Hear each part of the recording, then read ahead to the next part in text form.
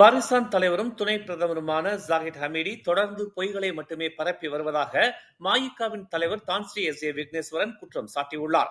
பிரதமராக இருக்கும் அன்வார் மீது மாயிகாவுக்கு எந்த பிரச்சனையும் இல்லை. ஆனால் ஜாகித் ஹமீடி மீது மாயிகாவுக்கு பெருமளவில் அதிருப்தி இருப்பதாக அவர் தெரிவித்துள்ளார்.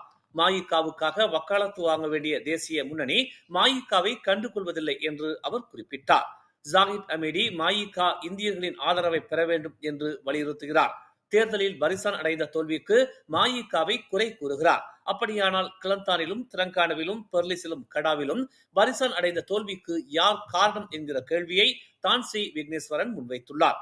மலாக்காவிலும் ஜொகூரிலும் மாயிகா ஆட்சிக்குழு உறுப்பினர்களாக இருக்கிறோம். அப்படியானால் எந்த பதவியை நாங்கள் கேட்கிறோம்? பதவிக்காக சோரப்போகும் கூட்டம் மாயிகா இல்லை. பதவியை கேட்டவர் யார் என்பதை ஜாகித் வெளிப்படையாக அறிவிக்க வேண்டும் என்று தான்ஸ்ரீ விக்னேஸ்வரன் வலியுறுத்தினார். இப்போது சபா சட்டமன்ற தேர்தலில் மாயிகா போட்டியிடவில்லை.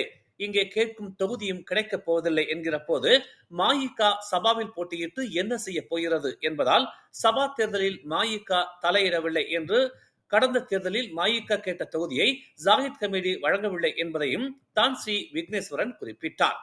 கூட்டணியில் இருப்பது என்றால் ஒருவர் மட்டுமே எல்லாவற்றையும் அனுபவிப்பது கூட்டணி அல்ல, அது சுயநலம். இப்படியான சுயநலத்துடன் இருப்பவர்களுடன் தேர்தலில் இணைந்து போட்டியிட்டால் மாயிகா எத்தனை தொகுதிகளில் போட்டியிடும் என்பதை உறுதியாக சொல்ல முடியாது என்று தான்ஸ்ரீ விக்னேஸ்வரன் குறிப்பிட்டார்.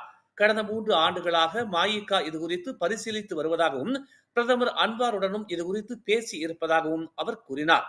மாயிகாவின் மத்திய செயற்குழு கடந்த ஆண்டே கூட்டணியில் நீடிப்பது குறித்து முடிவெடுத்துள்ளதாகவும் தற்போது நாடு முழுவதும் உள்ள மாயிகா தொகுதி தலைவர்களுடன் மாயிகாவின் எதிர்காலம் குறித்து கலந்து ஆலோசனைகளை மேற்கொண்டு வருவதாகவும் தான்ஸ்ரீ விக்னேஸ்வரன் தெரிவித்தார். மேலும் செய்திகளை தெரிந்து கொள்ள தமிழ் மலர் நாளிதழை பாருங்கள்.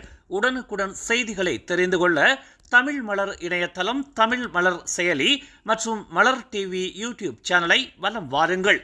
எங்களோடு இணைந்திருக்க மலர் டிவியை பதிவு செய்து கொள்ளுங்கள்.